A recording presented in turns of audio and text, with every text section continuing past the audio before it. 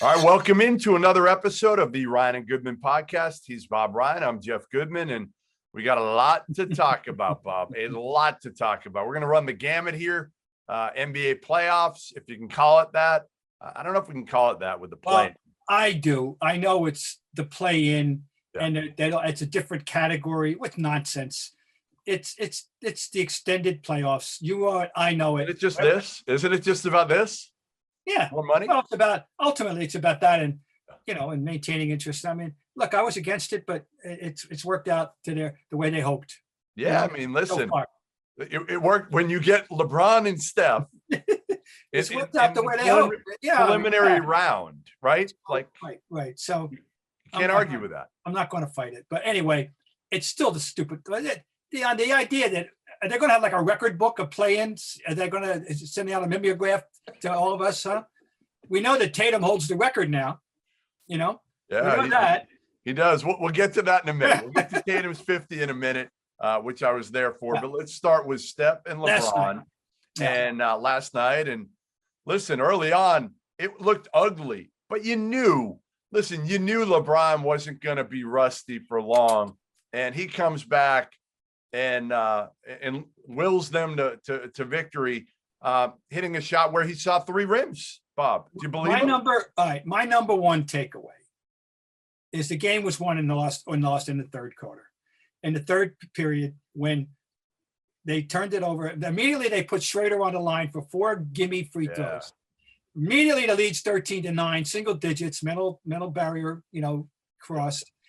And then they start turning it over. Now, whether they turned it over because they're just sloppy, which historically they have been, even when they were great, or the Lakers turned up the D, more likely it's a combination of both.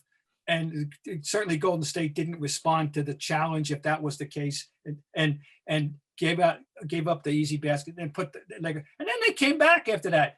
The Lakers actually took the lead one possession, and the Warriors extended it back out and had gained control of the game again. All right, that's number one. So that's my number one take. They lost in the third quarter, which historically the way they play, they've been sloppy and at times, and it cost them. Period. So again, the part that I'm annoyed about with the play-ins is like, okay, you know what? It should be, if you want to do something, just do the 8-9.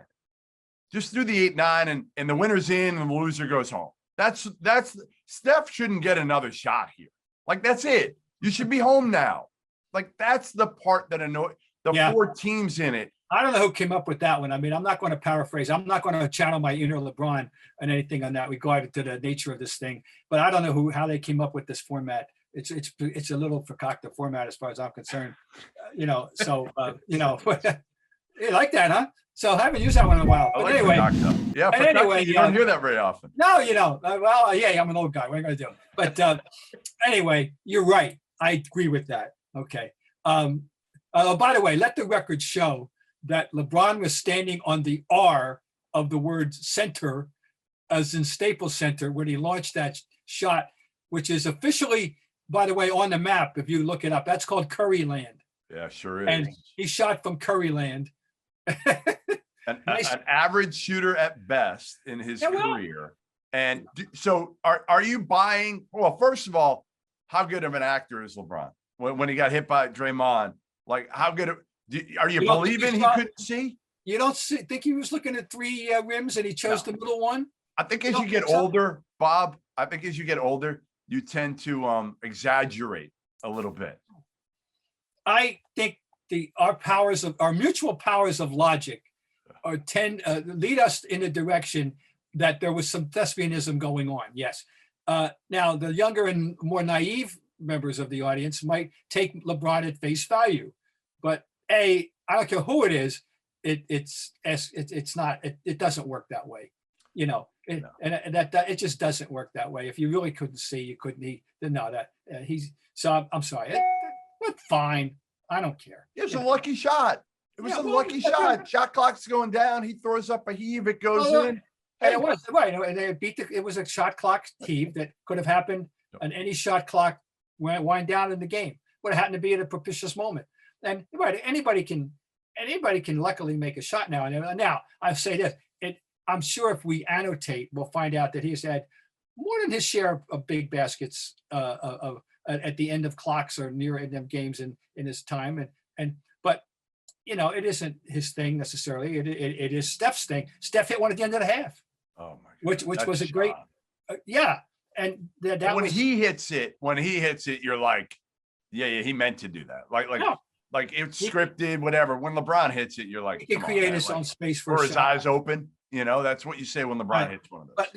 But the fact that it was the great one, the player, and not, no offense, not Contavious Caldwell, fine.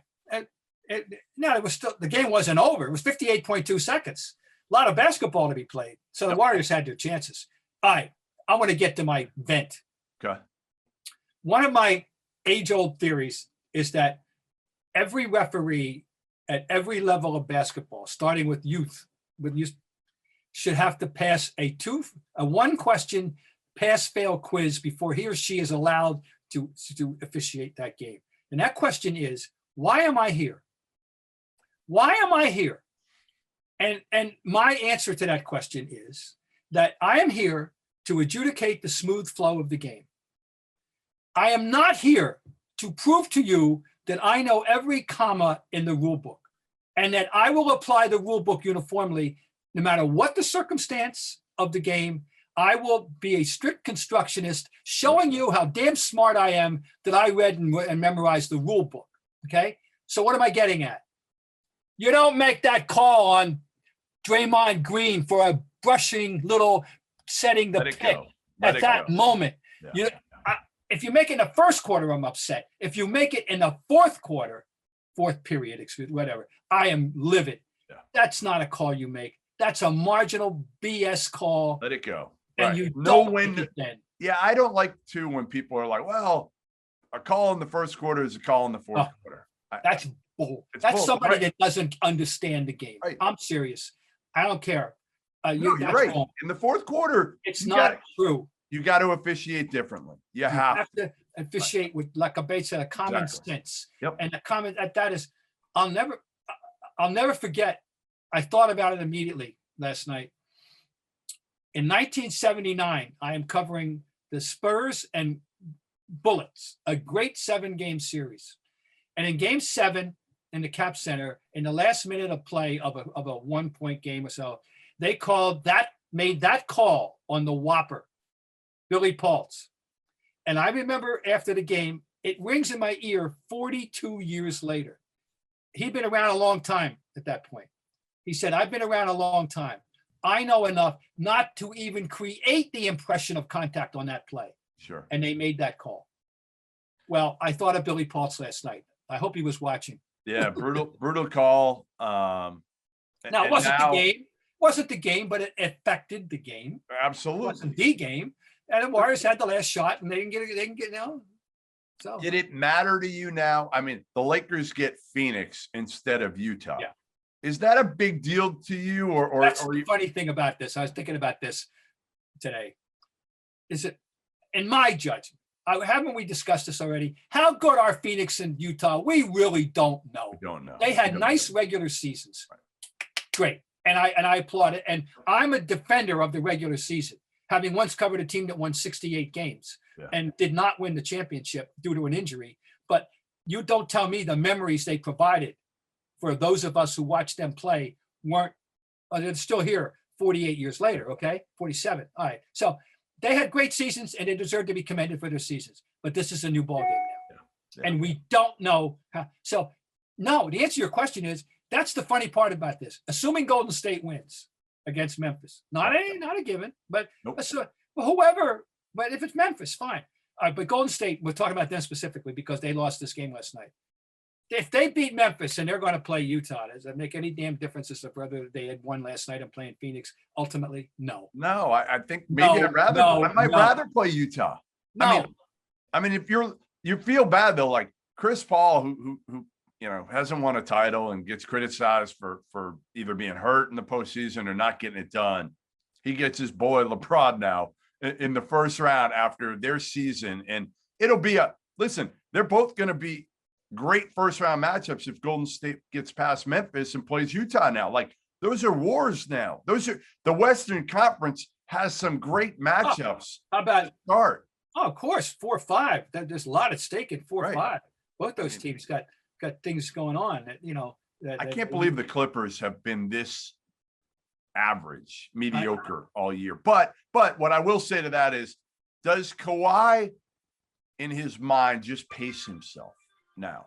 Is he that type of guy that just kind of works up to the postseason at this point after seeing what happened a couple of years ago? He's got two of them to show for it. And I wouldn't put it past him. He's smart. He's calculating.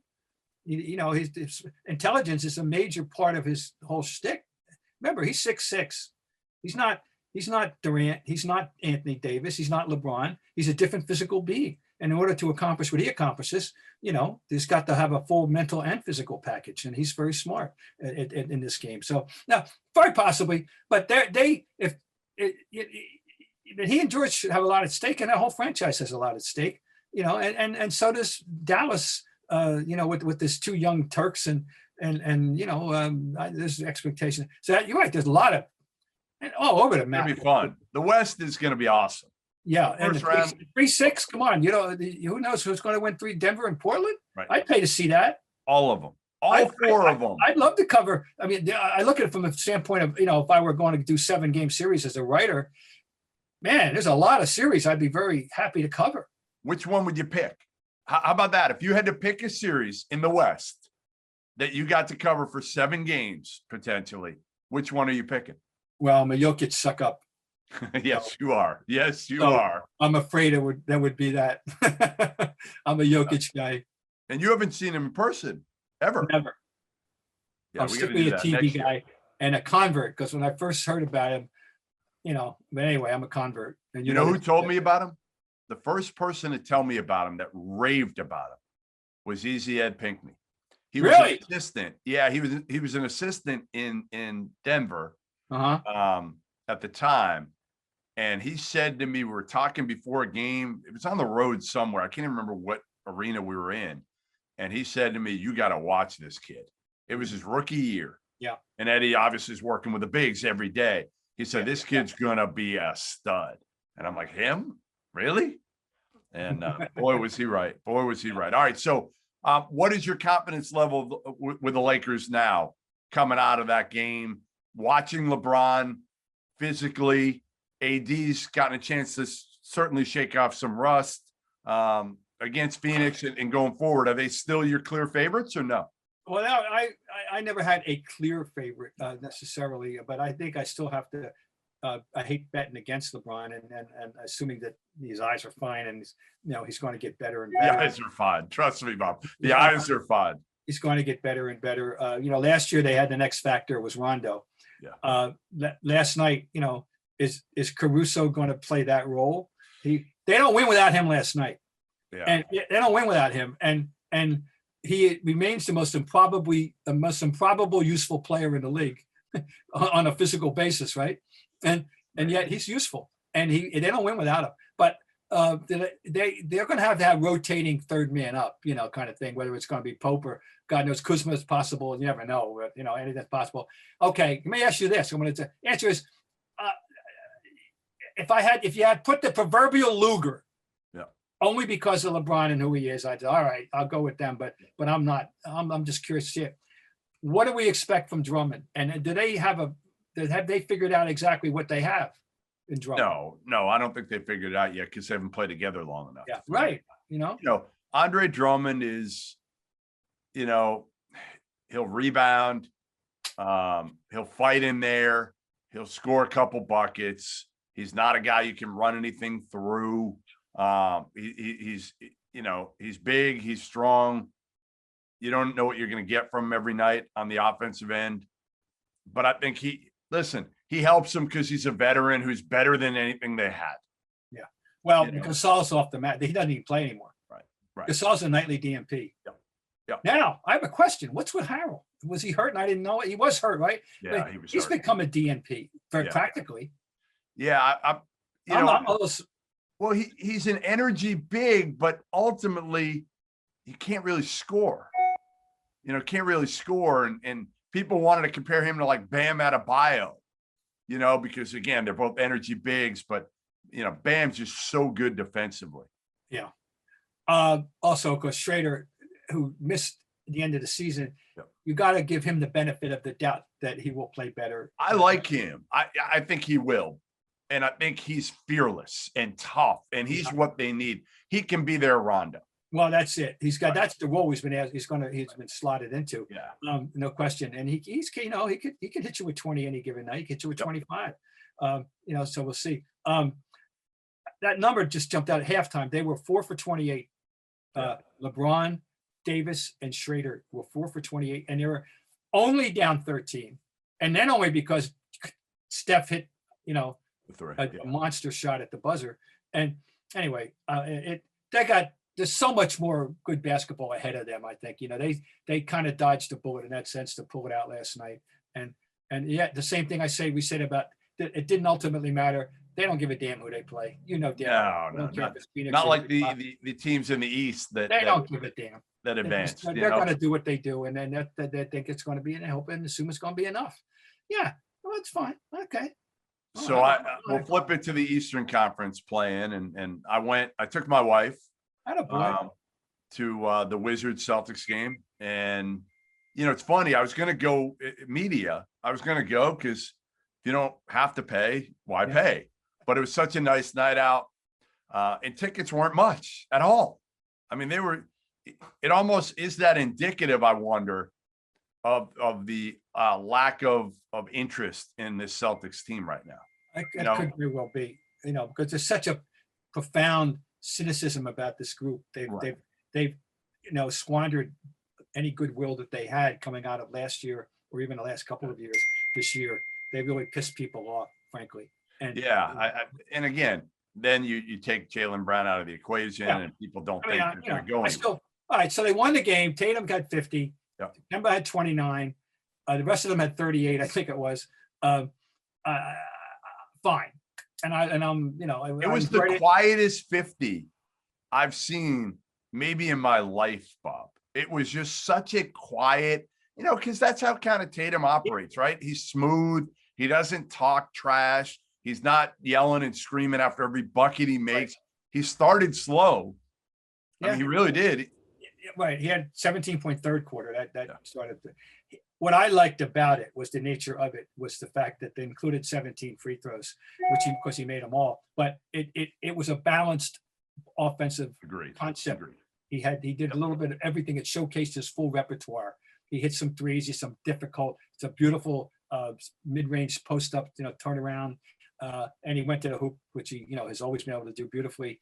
But he balanced everything out to get those 50. And I like that. That's the way he can play, and I want him to play. And when people always ask him to play, not fall in love with one thing or the other, but, balance it out. And it seemed very casual and comfortable, and it wasn't piggy. I've seen piggy, everything's 20. No, he wasn't shot hunting. Like, it wasn't like he was forcing it. And I actually came away saying, like, I don't even think it was like his A game. Honestly, I really don't think it was his A game, and he had 50 points. So I don't know what fine, they won. I'm glad they won. And I think that told us, really, if you were total dead neutral, and I said the following: was this game more about the Celtics or the Wizards? Yeah, the Wizards just don't. Wizards, this is a team came, barreling down the stretch, 17-6. They were dead in the water. They got in. Westbrook's magnificent every night. Yeah. Beal, though, wasn't himself. We know Beal couldn't move. You could see at times he's grabbing his hamstring. Yeah, so there you go. And Westbrook would have needed a superhuman effort to pull him through. You know what it was too? You know what I thought a big key was? I don't know how many, I can look back as we're talking, but Rui Hachimura picked up 4 or 5 fouls as quick as I've seen a player pick up. He played, let's see, he played 16 minutes and picked up 5 fouls. But I'm telling you, he had 3 fouls in 5 minutes. Not good. Yeah, not good. And they don't have anybody else. Then they had to put Beal on Tatum. Yeah. And Beal isn't healthy, and he's given up 5 inches, 6 inches. 6 inches, yeah. I mean, Tatum, that's when Tatum started to get going, is Beal couldn't, on switches, couldn't get out on Tatum, and Tatum had far more space to operate with in the third quarter. So I still listen. I'm still watching Bradley Beal, saying to myself, man, I know you are. put him with Kemba, third quarter Kemba, and put him with this Jason Tatum. I just felt like early, and you're watching Beal, and he just makes the right read way more than Jaylen Brown does. That I ultimately, it just keeps coming down to the fit. And I keep saying to myself, when I watch Jaylen Brown and Jason Tatum play, it looks like they were thrown on the playground together for the first time. A lot of times it looks like they've never played ball together, where I think Beal and Tatum, they obviously have, because they hang out all the time. Not to mention they got the friendship thing. They got the connection. Yeah. I mean, I'm sorry. Yeah, no question. That's a big part. Hi guys, Cedric Maxwell here. I want to take a minute to tell you about Marigold Medical. I'm used to keeping my body in great shape, but with arthritis, even the most simple everyday tasks became unbearable. As soon as I called Marigold Medical, I knew I was in good hands. No drugs, no surgery, just an experienced team of caring professionals that wanted to get me back to doing the things I love. Make the call to Marigold Medical and get back to pain-free life. All right, so what chances do you give the Jaylen Brown less Boston Celtics against the big three, KD, Kyrie, and James Harden? And how much is this gonna piss you off to watch Kyrie run roughshod on the Celtics? My goal is win one game, salvage some dignity, and I think that the bet is that they'll sweep. The Celtics get a game, fine. I'll be happy. Anything over that is total house money. And I'm I know people hate that phrase, but I love it. And they're playing, to me, the whole thing's house money now. So win a game, be great. But I don't 50-50, they can win a game at best. I think that's about it. That team crushed them during the regular season, and I don't see any evidence that it's going to change dramatically in the playoffs. Yeah, listen, I'm with you there, and to me, again, it's about if Tatum can be a star in this series. Right. And what else are you going to see? What else?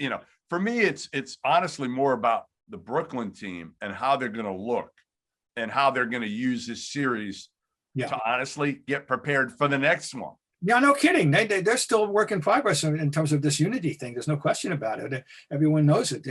This is their opportunity. So, and they're very fortunate that the Celtics at full strength they were better than, but now Celtics without Brown, with Rob Williams, who knows? He's hurt. Always hurt. Hurt all the time. I mean, the other night wasn't his fault. He had the classic. He came down on Tatum's foot. Is that what it was? I couldn't tell in person. He had the classic. I saw the replay. He came right down. This is like anybody playing pickup basketball. This is an injury that is always waiting to happen. Yeah. So yeah. It's just one thing after the other with Rob Williams. Yeah, hip and this and rest, everything. And how reliable is he going to be? Which is why I still say, I know Celtics fans love him. He's got all the talent in the world, all the upside in the world. But you know what? Upside doesn't win you games.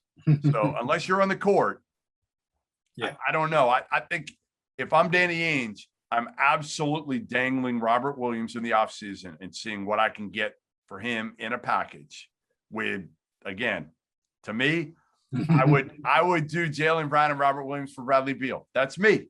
I know people think I'm nuts, and I wouldn't start there. I'd start with just straight up and throwing a first round pick. But if I had to do it, if it was the only thing I could do to get Bradley Beal, I would do that trade. I would. All right. We've established that. We have established that. What about Philly? And my theory on them is, Philly's gonna cakewalk in. Listen, whether they play Washington with a banged up Bradley Beal, or they're gonna play Indiana, and we don't know if they're gonna have Karis LeVert. They're gonna have the easiest series of anybody in the NBA. Yeah. So it's a matter of down the road. Philly, it seems to me that there was a good marriage of a group of guys who needed another boss. They needed another voice. voice, Yeah, yeah. and a coach who needed another set of ears. Yeah. And they found each other. 100%. Listen, I love Brett Brown.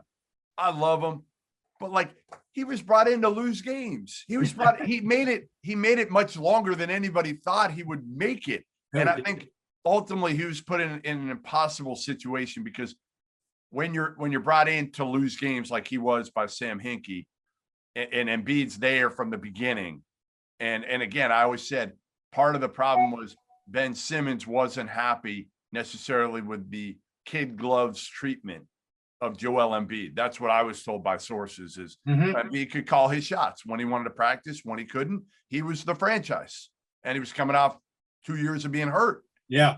So they had to kind of play him that way. But, you know, I just think it was one of those things where they just needed a change of scenery as much as anything. They needed a new voice, and nobody better, again, at establishing relationships and connecting people than one Glenn Doc Rivers. Yeah, no, of course, I'm really, happy for him always. And then, but it worked out really, really well. It has worked out well so far. So anyway, you're right. They're going to breeze through the first round, whatever it is. And then fun will start.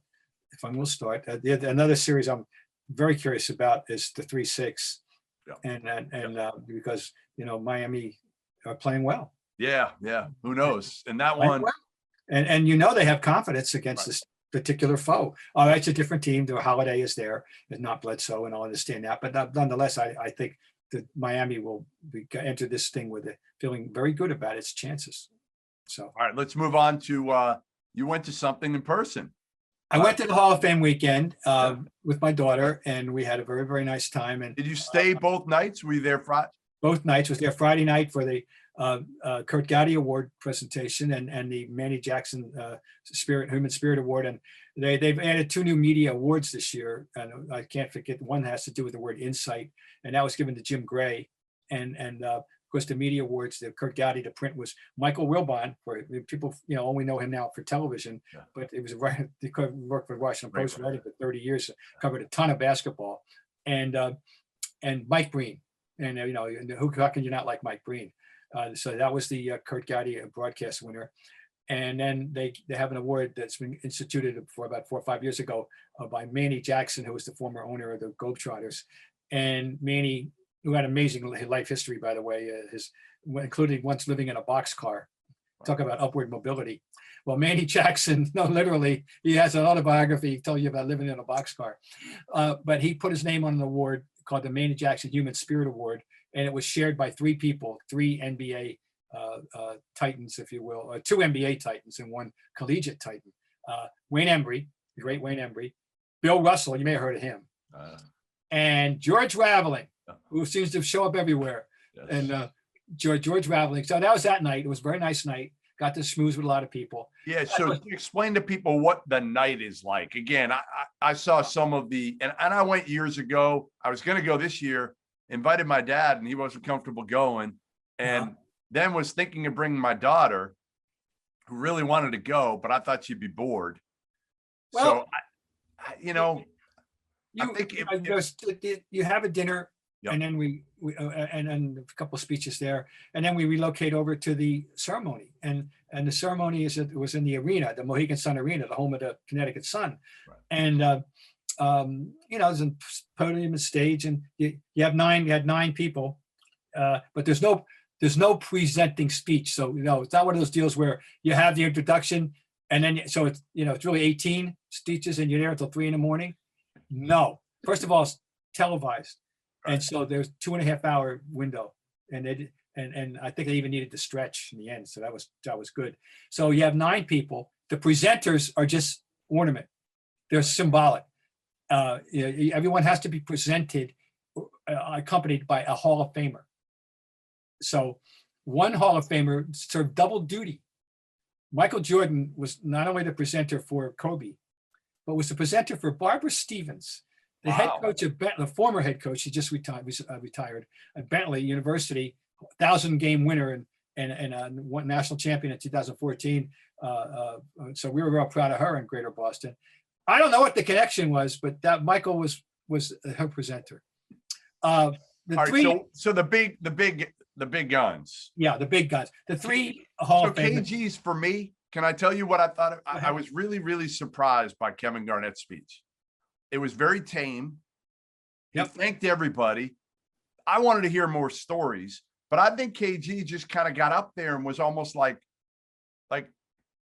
I don't know, surprised. Like, I think it hit him. It just, you could see it hit him, the magnitude of, oh my God, like I was a high school kid coming out of Chicago, and now I'm here in front of in front and seeing Michael Jordan and all these guys, Magic in the front row. He was very, very, very tame. Not only Chicago, South Carolina. Right. You know, he's really a South Carolina That's guy. right. Okay.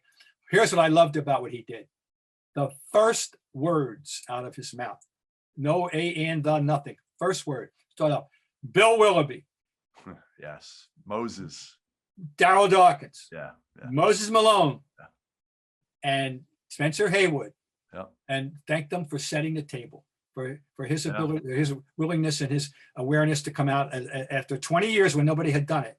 Yep. After that group, he got the right, the three guys that did it that were back in the 70s that came out of high school and went right to the NBA. People forget about Bill Poodles Willoughby, but you know, he was one of them.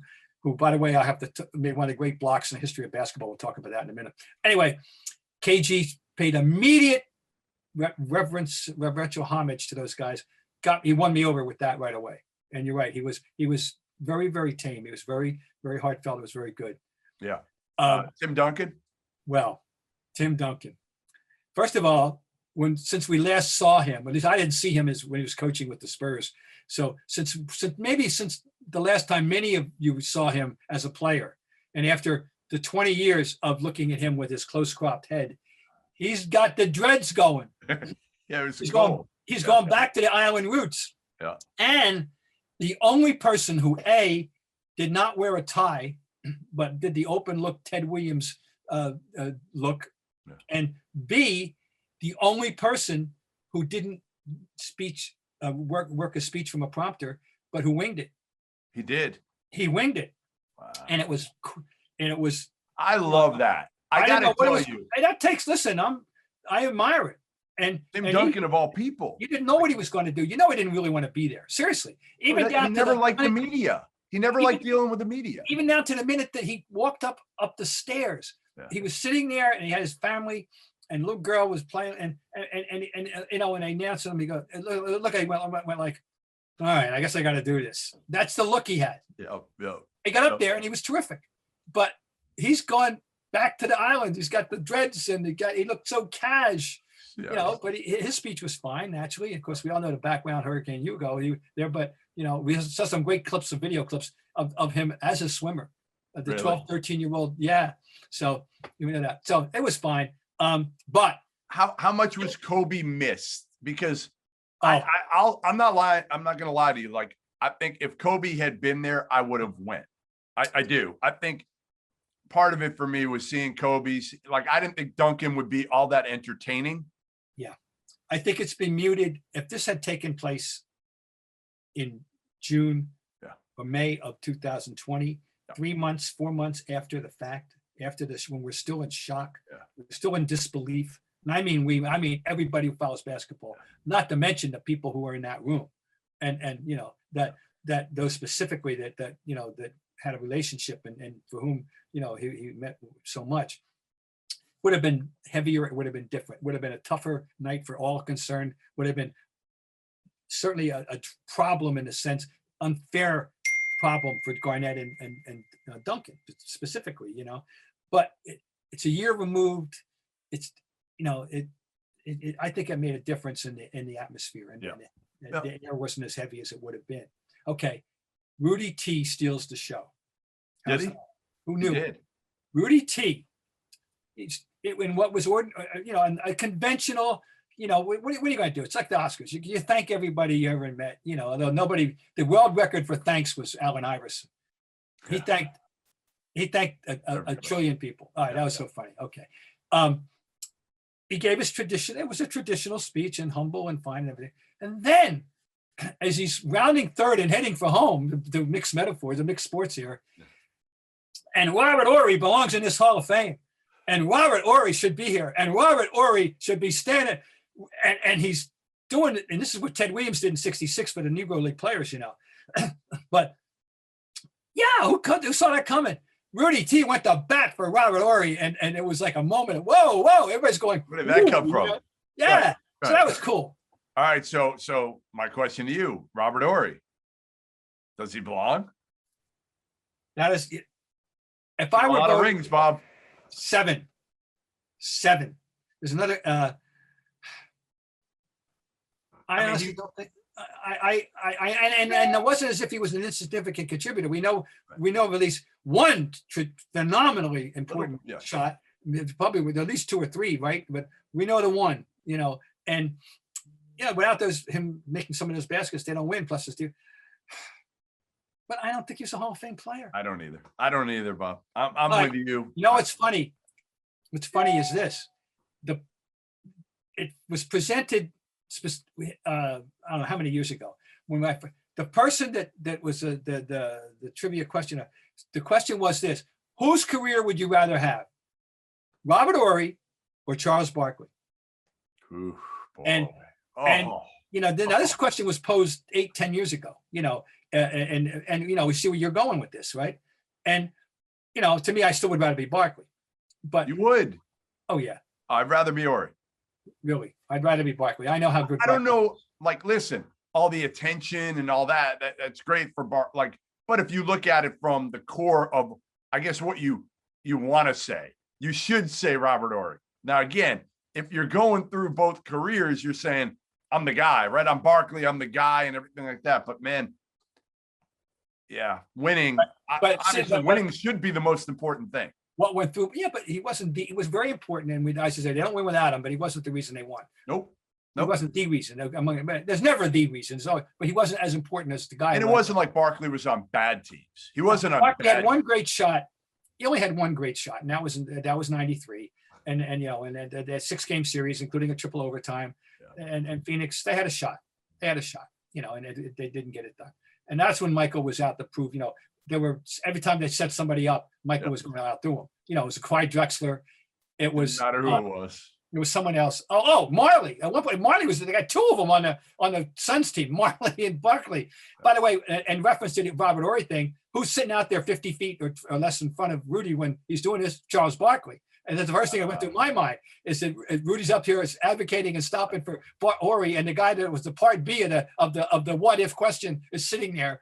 But all in all, I enjoyed the time. Of course, it's great to get to see people naturally, and you know, and yeah, I'm going to go next year. Next year, I'm going to go. I'll take my dad. Part of it too, with if I'm taking my daughter, that means I can't go play blackjack probably at night. I hope they keep it in Mohegan Sun. Now they're going back to Springfield. They are. It's September 10th and 11th. Oh, The that's next right. one up. Have the quick turnaround. Yeah. This was class of 2020. Yep. Now we have class of 21. All right, quickly. The new inductees, the new enshrinees. Yep. Chris Webber. Yeah. I mean, again, like, I just don't think of like, but it's different now. It's different. It's not what it used to be. So does Chris Webber deserve it based on some of the guys that have gotten in over the last few years? Maybe. I wouldn't put Chris Webber in the Hall of Fame. Well, you know I wouldn't. It's one of my least favorite players. Yeah. Chris Bosh. Better than I Again, thought. No. Better than I not for thought, me. though. Huh? His career, 19 points. I just don't think of Chris Bosh as a Hall of Famer. Okay, that's fine. And that's the way the voting goes. No. People, the panel, all right, Chris Bosh, all right. Paul Pierce is no brainer. Yeah. No. And it's a 4. Although I still say Paul Pierce, without Kevin Garnett, I'm not sure he's like a Hall. I don't know. I mean, His career again, trajectory. Yeah, it was interesting. Yeah. I mean, they didn't win with him. Like, Paul No. Pierce was a losing player until Kevin Garnett came along. Well, and now it was Garnett and Allen. I mean, the 3 of them. It was the 3. Totally. It was Yes. Trampler. Yes. Yeah, who's the 4th one? I forget. Player was who was the 4th player? Jay Wright made it for college. Yeah, I know. We're a Ryan Goodman podcast guest, of course. Yep. Yeah, I was happy to.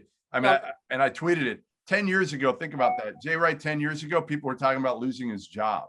Yeah.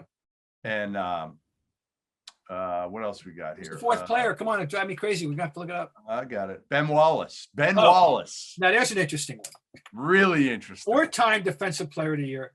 I never would have thought about him. And when Never. it was presented to me, and I said, "Oh, really?" The fact of the matter is, compared to this year's class, it's rather underwhelming. You think? You Oh think? wow! No offense, but come on, it's just this was the most decorated class ever. I mean, I gave you the numbers last time. At 25,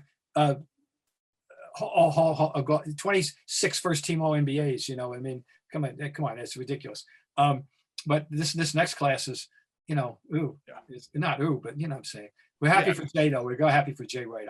We're Yeah, me too. Me too. All right. You wanted to close before we did this. Oh yeah, know I want to you- hear. I want to know. All right, Dino Gaudio. Give me I want your Cliff Notes version, but I don't understand the violations. Not that I care, but what's this violation about grad assistants? I don't. Let's set up with what happened. All right, go ahead. Most people You lay watching it this out. pod will have no idea what happened. You lay it out. Basically, Chris Mack hired Dino Gaudio about 3 years ago when he took over at Louisville. They've been friends forever. Okay, Dino Gaudio was assistant under Skip Prosser. When Skip died, he took over as the head coach at Wake. 3 years, went to the tournament 2 of the 3 years, and then was fired. Okay, Mhm. So Dino's a little flammable. Okay, he's not the easiest guy to get along with. When I've talked to people that have worked with him. Okay, he's strong opinions, whatever. Chris Mack fires Dino Gaudio and Luke Murray, Bill Murray's son, about 2 months ago. And it kind of came out of nowhere a little bit, but Louisville didn't make the tournament this year. The staff was not very cohesive. I will say that according to my sources. They didn't get along great together. So something needed to be done. So he fires Dino Gaudio. Dino Gaudio goes ballistic, goes absolutely nuts, and basically says, unless you pay me for the next 18 months, I'm going to go to the media and tell him about all the illegal violations you've done. Now, Chris Mack was smart enough to record it. Okay, he recorded it. Ooh. Smart move. And here's why. Smart move because Dino Gaudio wasn't going to move forward with anything after that because he knew it was all on tape. So he had to basically say, I didn't mean it, right? I didn't mean any of that, right? It was heat of the moment. I didn't mean it. Now, if Chris Mack didn't have it on audio, Dino Gaudio might have continued to try to extort, which was the word. Yeah, that was that's the word I used. would have used. Right. So anyway, Chris Mack, Dino Gaudio, the violations, What are the alleged violations? they're level 3 violations. So one of them was like a grad assistant practicing with the team. Well, I guess if you're a grad assistant, you have to, certain grad assistants can practice, certain ones can't. I don't know the rules. It's the What's dumbest the thing difference? ever. What is it? Who would even put a rule like that in? It's the NCAA. That's What's who. the point? No point. No point. Okay. It's a level 3 violation that is irrelevant. Who cares, right? Yeah, right. The other one is when kids come on campus, everybody makes like a recruiting video for the kids when they visit, or I guess even maybe over Zoom, you do it now over the last year. I don't know when this happened, but it might've been a couple of years ago when they were coming on campus. You can't personalize the videos. Like you can't put Ryan, if you're coming to campus, they can't put like Ryan on the back of a jersey. It's gotta be, so that's the other. What a horrible. Two of the dumbest things ever. What a right? horrible thing. Oh my God. So the worst part is like a lot of media people are like killing this. And again, it's an embarrassment for Louisville. It should have never gotten to this point because ultimately the FBI got involved. And if I'm Louisville, I'm saying like, no, we don't want the FBI involved. Like we're dropping this. And if I'm Dino Gaudio, I'm saying like, I want this dropped too. Like, so both sides should have agreed. But I guess once it gets to a certain point with the feds, they're already involved. But like, why would the FBI even? It was a disgruntled employee who was pissed off and said some things that he might have meant, but once he was on tape, in his mind, he didn't mean them anymore.